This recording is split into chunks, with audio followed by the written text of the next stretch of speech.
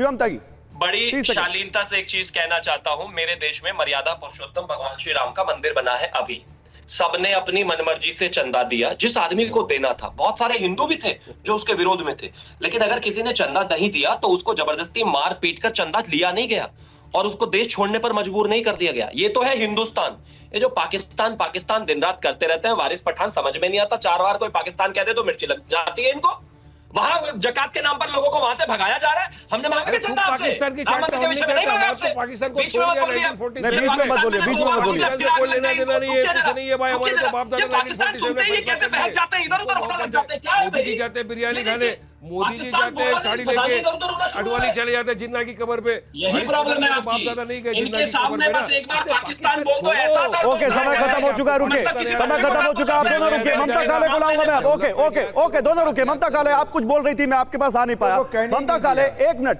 एक चीज जो इसके बीच, भास्कर सिन्हा रॉय आ रहा हूं, ममता काले, इन सब के बीच में एक चीज जो अभी तक हम डिस्कस नहीं कर पाए, वो वोट बैंक की पॉलिटिक्स है।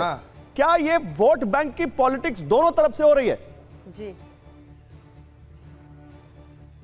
देखिए गौरव जी, जहां तक इन लोगों को भारतवर्ष की नागरिकता दिलवाने की बात है, तो ये महात्मा गांधी जी से बात चल रही है कि इनको नागरिकता देनी है। ये भारतवर्ष के, इसमें कोई वोट बैंक की राजनीति है नहीं है, ये बहुत पहले होना चाहिए। हाँ, वोट बैंक की राजनीति वो लोग कर रहे हैं जिन्होंने रोहिंग्याओं को यहां पर बसा के रखा हुआ है। और ये कल अरविंद केजरीवाल बोल रहे थे ना कि भारतवर्ष की इकोनॉमी में ये बहुत बड़ा बोझ बन जाएंगे। ये रोहिंग्याज, ये घुसपैठिए जब इलीगल तरीके से इस देश में आए और इस देश में बसे हुए हैं, तो क्या वो इस देश के अंदर बड़ी बड़ी इकोनॉमी और बड़ी बड़ी कंपनियां लेके आए? क्या उन्होंने बड़ी बड़ी इंडस्ट्री सेटअप करी? क्या उन्होंने इस देश की इकोनॉमी में इजाफा किया? क्या उन्होंने इस देश के अंदर एम्प्लॉयमेंट क्रिएट किया? नहीं ना। वो हमारी छाती में मूंग दल रहे हैं, वो हमारी अर्थव्यवस्था के ऊपर सबसे बड़ा बोझ है। उनको इस देश से निकाला जाना चाहिए। मुझे तो दुख हो रहा है कि उन लोगों की पैरवी की जा रही है। भास्कर सिन्हा रॉय, जवाब दीजिए। भास्कर सिन्हा रॉय, जवाब दीजिए। यहाँ पर माफियाओं की बात हो रही है, यहाँ पर माफियाओं की बात हो रही है। रोहिंग्या के बारे में जो कुछ भी कर रहे हैं, रीना जी अभी तुरंत आ रहा हूं। पहला बात यह है कि रोहिंग्या लोग कैसे अंदर आए, हिंदुस्तान में आए कैसे? एक मिनट, अरे आप बताओ वेस्ट बंगाल के अंदर कैसे अंदर आए? आप बताओ ममता बनर्जी कैसे उनको लेकर के आई? आप बताइए कि ममता बनर्जी कैसे रोहिंग्याओं को वहां पर पाल रही है? आप बताइए इस बात को। आप बताइए भाई और बहन, अरविंद केजरीवाल और ममता बनर्जी आज रोहिंग्याओं के हितैषी बने हुए हैं। जो बेचारे परसिक्यूटेड माइनॉरिटी है, उनको इस देश में आने से मना कर रहे, रोहिंग्याओं के हितैषी बने हुए। और उसके बाद आप बोल नहीं, आप बताओ ना, आप बताओ आप कैसे लेके आए उनको? कौन होते हैं रोहिंग्या? इलीगल घुसपैठिए इस देश में घुस गए। आपको शरणार्थी और घुसपैठियों में फर्क नजर नहीं आता है? शर्म आनी चाहिए आपको। सीएए जिसका धर्म से कोई लेना देना नहीं है, आप उसके बीच में धर्म घुसा रहे। आपको ये बात समझ में नहीं आती है कि सीएए के माध्यम से देश के किसी व्यक्ति की नागरिकता नहीं जाती है। लड़ चुके, हो गया टाइम।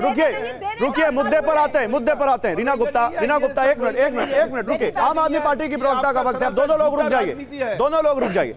आम आदमी पार्टी की प्रवक्ता का वक्त। रीना गुप्ता, मुझे ये बताइए, हम ये क्यों ना माने कि आप मतलब केवल आम आदमी पार्टी नहीं, पूरा विपक्ष, मैं इंडिया को जोड़ता हूं उसमें, और हो सकता है कि इंडिया से अलग उसमें जोड़ता हूं मैं वारिस पठान को भी।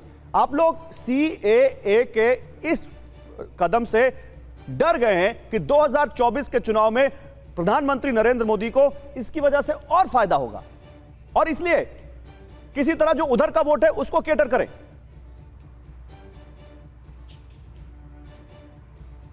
तो गौरव भाई, आप भी मान रहे हैं कि ये सिर्फ चुनावी फायदे की वजह से किया जा रहा है, इसका और कोई बेसिस नहीं है इस समय करने के लिए?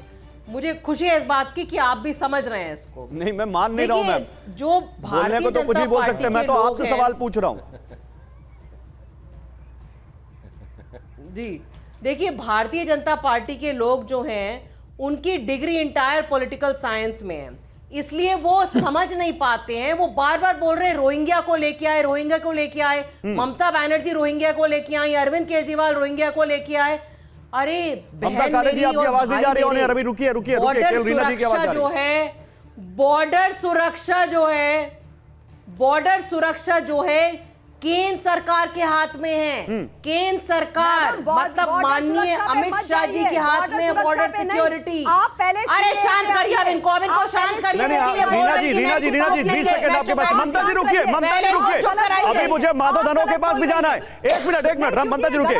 रीना को नहीं गलत बोल रही है, आप कराइए अपने इनको। टर्न पे सही बोल दीजिएगा भाई, इनको आप चुप अपने कराइए। टर्न पे ये सही कर महिलाओं दीजिएगा। के चुप साथ कराइए। करती ममता है। जी चुप की हो आवाज जाइए, नहीं होगी। शांत रीना जी की होइए। आवाज पूरी होने दीजिए। शांत रीना जी 20 होइए। सेकंड, रीना जी 20 शांत सेकंड, होइए। रुकिए रीना जी, शांत। ममता जी की आवाज चुप रोकिए भाई। हो जाओ। रीना जी चुप, बोलिए। शांत हो जाओ। आप इस देश को चुप। बदलाइए, रीना जी आप बोलिए। शांत हो जाए। आप शांत हो जाए। चुप चुप। रीना जी बोलिए, चुप रीना जी रहिए। बोलिए। चुप करिए। एकदम सब चुप। एक साथ- आप नहीं, इस ऐसे- देश को ऐसे- अरे, ये बदलाएंगे, कैसी बात हो रही? अब आपको बोलने दिया जाएगा।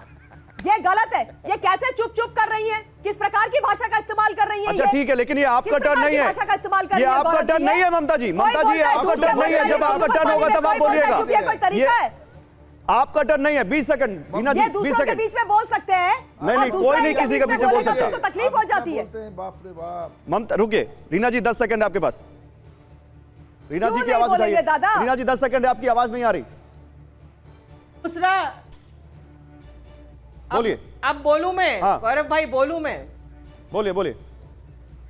देखिए गौरव भाई, हम शुरू से कहते आ रहे हैं कि रोहिंग्यास को रोकिए, बांग्लादेशियों को रोकिए, सबको रोकिए, मत आने दीजिए हमारे देश में, क्योंकि हमारे ठीक है, देश ओके। के जो नागरिक आप रोकिए कह रही हैं, लेकिन उनको आपने पॉलिटिक्स सीए promise के आने किया के था बाद शुरू हो रही है। 2022 तक मकान देंगे। उससे पहले आपने कब कहा ये हमने नहीं सुना, और आप कह रही हैं कि मुद्दा तो अब आया।